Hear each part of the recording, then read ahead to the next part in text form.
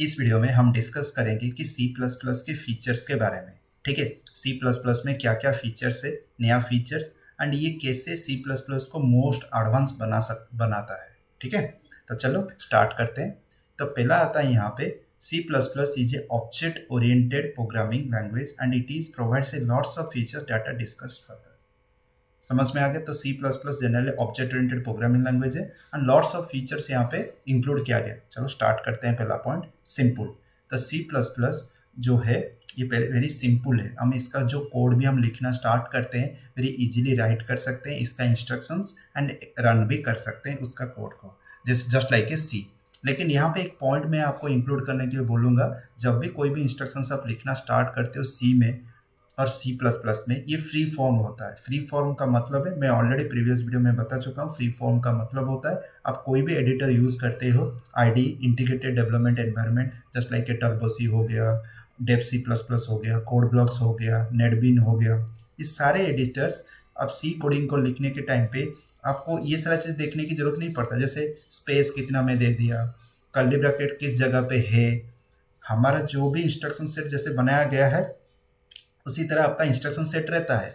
लेकिन जो प्लेसमेंट होता है कि कौन सा लाइन पे कौन सा कोड लिखना है, अगर ये थोड़ा आगे पीछे होता है तो इंस्ट्रक्शंस चेंज हो जाता है। लेकिन अगर एक लाइन का कोड अगर मिस, मगर अगर मैं वहाँ पे स्किप करके दूसरे लाइन पे चला जाता हूँ, लाइन स्किप करके, तो यहाँ पे कोई प्रॉब्लम नहीं होता। जनरली पाइथन में क्या है ना, अगर आपको थोड़ा सा इधर इंडेंटेशन ये सारा चीज़ दे देते हो वहाँ पे ये दिक्कत होता है। इसलिए मैं पाइथन का यहाँ पे जिक्र कर रहा हूँ कि क्यों सी फ्री फॉर्म है, C C plus plus free form language है एज कम्पेयर टू पाइथन। ठीक है, एंड जावा, जावा भी फ्री फॉर्म लैंग्वेज है, जावा भी फ्री फॉर्म लैंग्वेज। तो चलो, तो पता चल गया कि सिंपल क्या है, इजीली राइट कर सकते हो। Next, machine independent and portable. ये वेरी वेरी इंपॉर्टेंट पॉइंट है, मशीन इंडिपेंडेंट एंड पोर्टेबल।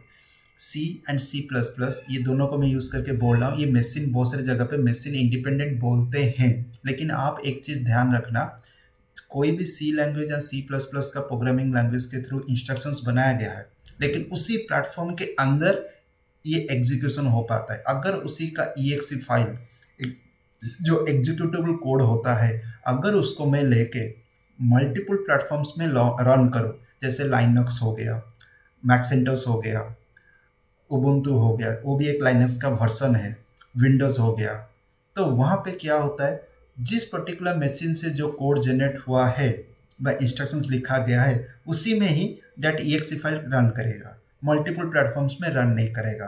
तो इस वजह से हम सी प्लस प्लस को नॉट मशीन इंडिपेंडेंट बोलते हैं एंड नॉट पोर्टेबल बोलेंगे, क्योंकि ये पोर्टेबल जैसा नहीं है। अगर एक बार कोड लिख लो, मल्टीपल नंबर ऑफ प्लेटफॉर्म से इंप्लीमेंट कर लो, जस्ट लाइक ये जावा, ये नहीं करता सी plus plus.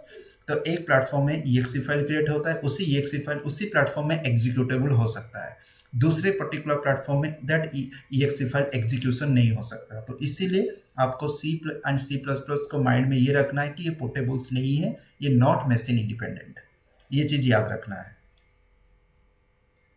Middle level language, yes, एक वेरी इंपॉर्टेंट पॉइंट है। मिडिल लेवल लैंग्वेज का क्या मतलब है? सी प्लस प्लस को यूज़ करके हम बहुत सारे system softwares, kernels, different libraries भी हम क्रिएट कर सकते हैं। एंड ये जनरली आपका लोअर लेवल लैंग्वेज मतलब हार्डवेयर के साथ भी इंटरेक्शन हो सकता है, एंड ये हाई लेवल लैंग्वेज जो कि सिस्टम सॉफ्टवेयर एंड यूजर के लिए अगर एप्लीकेशन भी आप बनाना चाहते हो, सी प्लस प्लस के थ्रू आप ये बना सकते हो। ठीक है, तो that's why it will be connected to the lower and also higher, so it is called a middle level language. Then आता है स्ट्रक्चर्ड प्रोग्रामिंग लैंग्वेज। तो सी प्लस प्लस एक स्ट्रक्चर्ड प्रोग्रामिंग लैंग्वेज है। स्ट्रक्चर्ड प्रोग्रामिंग का language का मतलब होता है, अगर हमको कोई भी कोड मिलता, अगर प्रोग्राम करने के लिए मिलता है किसी पर्टिकुलर प्रॉब्लम को सॉल्व करने के लिए, हम उसको मल्टीपल नंबर ऑफ मॉड्यूल्स और फंक्शंस में कन्वर्ट करके उस कोड को एग्जीक्यूशन कर सकते हैं, बहुत इजीली उसको हम कर सकते हैं। तो अगर ये स्ट्रक्चर नहीं होता तो इसको कोडिंग करना बहुत ही डिफिकल्ट होता है। स्ट्रक्चर मतलब मल्टीपल नंबर ऑफ फंक्शंस और मॉड्यूल्स जो कि इजीली हम कोड को ब्रेकेबल करके मल्टीपल नंबर ऑफ पार्ट्स में डिवाइड करके इजीली कोडिंग कर सकते हैं। आप जो कर्ली ब्रैकेट देखते हो ना, that is the part of the structure.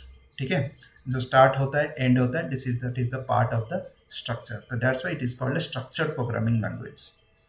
Rich library, yes, C plus plus program is a rich library. यहाँ पे बहुत सारा लाइब्रेरीज है कोई भी एक पर्टिकुलर प्रॉब्लम को सॉल्व करने के लिए। अगर आप डेस्कटॉप एप्लीकेशन बनाना चाहते हो, उसमें विंडोज़ का भी एक हेडर फाइल है।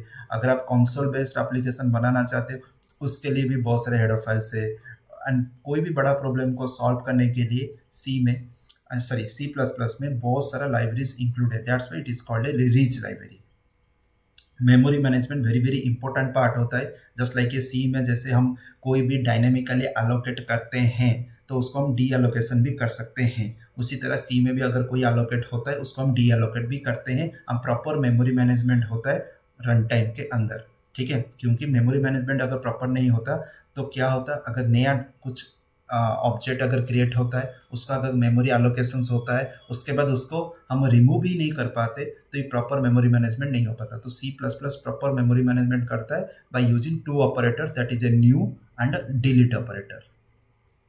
It's a fast, yes it is a very fast. तो सी आपका plus plus is very fast language, मतलब फास्ट है, इजीली एग्जीक्यूटेबल हो पाता है एंड रनिंग बहुत फास्ट करता है। अब विंडोज़ हो गया, जो भी आपका ऑपरेटिंग सिस्टम हो गया, आज के डेट में तो विंडोज़ ऑपरेटिंग सिस्टम बहुत ही बल्क हो चुका है, लेकिन विंडोज़ एक्सपी चले जाओ और उसका ओल्डर वर्जन में चले जाओ, बहुत फास्ट थे। ये भी फास्ट है, लेकिन आपको रैम इंक्रीमेंट करना पड़ेगा अगर आप फास्ट परफॉर्मेंस देखना चाहते हो इन विंडोज़, ठीक है। लेकिन C plus plus programs are very fast, okay. Pointers, yes हम यहाँ पे पॉइंटर्स यूज़ करते हैं जैसे सी में होता था, लेकिन वहाँ पे सी में हम स्ट्रक्चर में पॉइंटर यूज़ कर सकते हैं, फंक्शन में एंड आरए में। इस तरह यहाँ पे भी हम फंक्शन, आरए, स्ट्रक्चर, पॉइंटर, हर जगह पे हम पॉइंटर्स को यूज़ कर सकते हैं, जो कि बहुत इंपॉर्टेंट पार्ट है सी एंड सी प्लस प्लस में। क्योंकि मेमोरी मैनेजमेंट पॉइंटर्स के थ्रू ही परफेक्टली होता है, कहाँ पे स्टोर करना है, किस एड्रेस में स्टोर करना है, तो ये प्रॉपरली मैनेज कर सकता है pointers. Recursion very important part है।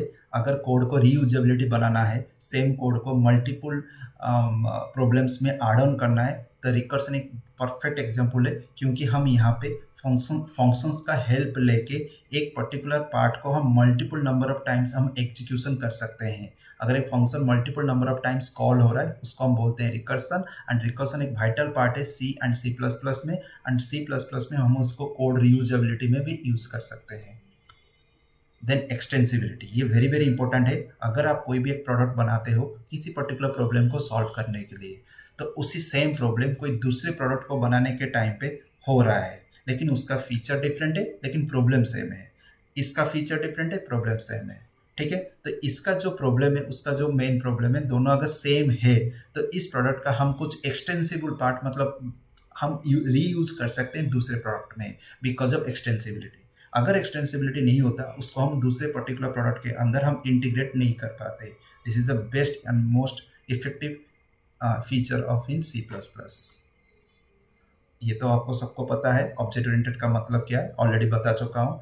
4-5 प्रिंसिपल्स यहाँ पे इंक्लूड हुआ है, जिसके वजह से C plus plus mostly strong language बन गया। जैसे पहले हो गया object, class, abstraction, inheritance, polymorphism, encapsulation, ये सारा चीज़ आपके वजह से इसको हम ऑब्जेक्ट ओरिएंटेड लैंग्वेज भी बोलते हैं।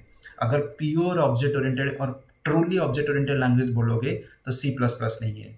तो सी प्लस प्लस में हम नॉर्मल वे में लिख सकते हैं, ऑब्जेक्ट ओरिएंटेड बेस में भी लिख सकते हैं। तो ट्रूली ऑब्जेक्ट ओरिएंटेड लैंग्वेज हम एक ही को बोलते हैं, that is A small talk, ठीक है। स्मॉल टॉक एक प्रोग्रामिंग लैंग्वेज है जिसमें हम हर किसी चीज़ को हम ऑब्जेक्ट के बेस में ही लिखेंगे। लेकिन यहाँ पे हम इंट भी लिख सकते हैं, सी प्लस प्लस में इंट भी लिख सकते हैं, इंटीजर भी लिख सकते हैं। लेकिन इंटीजर आपको सी प्लस प्लस में कम दिखना मिलेगा, लेकिन जो ट्रूली ऑब्जेक्ट ओरिएंटेड होते हैं जावा में दो साइड में लिख सकते हो। जावा में आप इंटीजर भी लिख सकते हो, इंट भी लिख सकते हो। लेकिन small talk fully object oriented है, एंड वहाँ पे आप जो भी कोडिंग लिखोगे ऑब्जेक्ट के बेस में ही लिखना पड़ेगा, जो ट्रूली ऑब्जेक्ट ओरिएंटेड होते हैं। लेकिन ये पार्शियली ऑब्जेक्ट ओरिएंटेड, एंड उसको ये जनरली ऑब्जेक्ट ओरिएंटेड फीचर भी अडॉप्ट है। और अगर नॉर्मल प्रोसीजरल वे में भी लिखना चाहते हो, इसको भी आप कोडिंग इंस्ट्रक्शंस लिख सकते हो।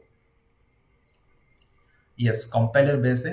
सारे प्रोग्रामिंग लैंग्वेजेस कंपाइलर बेस होते हैं, लेकिन विदाउट कंपाइलर ये काम नहीं करता, क्योंकि ये ट्रांसलेट ही नहीं कर पाएगा आपका मशीन फॉर्म में, ऑब्जेक्ट कोड को क्रिएट ही नहीं कर पाएगा अगर कंपाइलेशन नहीं होता। तो इसलिए ये कंपाइलर बेस्ड है। That's it. तो अगर इस वीडियो को यहाँ तक देख रहे हो, इसको सब्सक्राइब करो, जितना हो सके उसको शेयर करो, बेल आइकन को क्लिक करो, क्योंकि अगर मैं कोई भी वीडियो अपलोड करता हूँ आपको नोटिफिकेशन मिल जाएगा। एंड लाइक कर दो भाई एंड में। That's all, thank you.